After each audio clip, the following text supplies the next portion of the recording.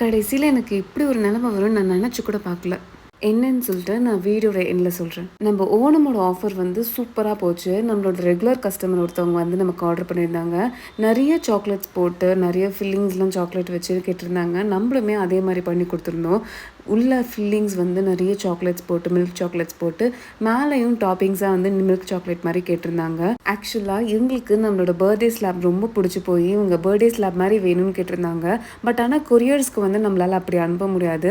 அதுக்காக வந்து பர்த்டே இல்லாமல் வந்து நான் உங்களுக்கு ஸ்லாப் கொடுத்துட்றேன், உங்களுக்கு மேலே வந்து கனாஷ் கொடுத்துட்றேன், ஸோ தட் நீங்கள் வந்து டெக்கரேட் பண்ணிக்கலாம் அப்படின்னு சொல்லிட்டு நான் நட்டலா ஃப்ராஸ்டிங் வச்சு கனாஷ் கொடுத்துருந்தேன். ப்ரௌனியும் சூப்பராக பேக் ஆகி வந்துருச்சு. எனக்கு இது கட் பண்ண தான் வந்து அவ்வளோ கியூரியாசிட்டி. பட் இது நம்மளால் கட் பண்ண முடியாது. நம்ம அப்படியே வந்து இது நம்ம வந்து ரேப் பண்ணி அனுப்ப போகிறோம். ரேப்பிங்கான மெட்டீரியல்ஸ் எல்லாமே எடுத்து வைக்கும்போது தான் எனக்குமே தெரிஞ்சுது பார்சல் அனுப்புறதுக்கு கார்ட்போர்ட் பாக்ஸ் இல்லை.